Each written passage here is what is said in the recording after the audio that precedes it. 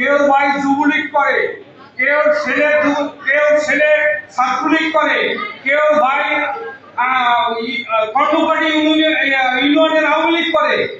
আমরা কিন্তু ভাই আমাদের ছেলে সন্তান ভাই সব নিয়ে বাংলাদেশ জাতীয়তাবাদী দল করি।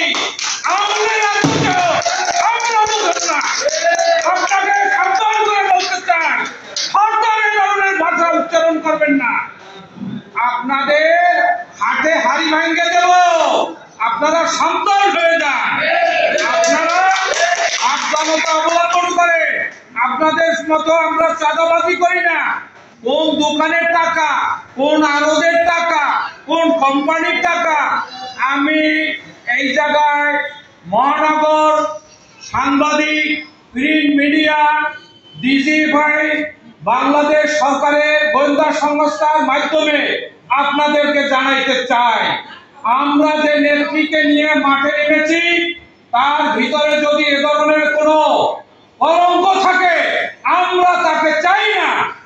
আর যে সমস্ত চাঁদাবাজ, ধোঁকাবাজ, বাটপার, চিটার যারা মাঠে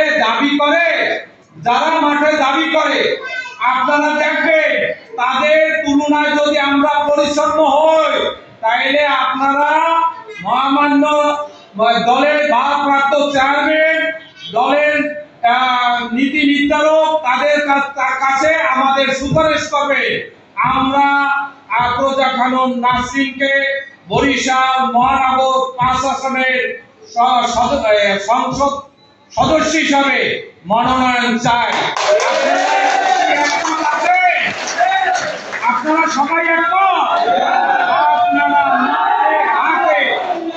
দোকানে জায়গায় বসে সব জায়গায় বসে একটাই আলোচনা করবে যে আমরা পরিচ্ছন্ন ব্যক্তি।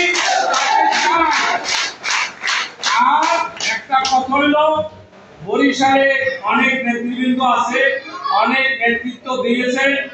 এই নেতৃবৃন্দর সাথে পরিচ্ছন্ন যে নেতৃবৃন্দ আছে তাদেরকে নিয়ে আগামী যারা দল গঠন করবেন তাদেরকে নিয়ে যারা 5ই আগস্টের আগে রাজপথে মিটিং মিছিলে ছিলেন তাদের সুপারিশ করবেন, তাদেরকে দিয়ে কমিটি করবেন। দুঃসময়ে যারা ছিল তাদেরকে যদি মূল্যায়ন করা না হয় তাইলে নেতা কর্মী মনোক্ষুণ্ণ হয়। এই আপনাদের সকলের এই দৃষ্টি কামনা করে আমি আমার সংক্ষিপ্ত বক্তব্য এখানে শেষ করছি। আপনাদের সকলের সুস্বাস্থ্য কামনা করছি। বাংলাদেশ জিন্দাবাদ।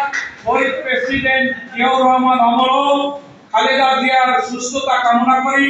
তারেক রহমান জিন্দাবাদ, আফরোজা খানম নাসরিন জিন্দাবাদ, জিন্দাবাদ, জিন্দাবাদ। আসসালামু আলাইকুম, সবাইকে ধন্যবাদ।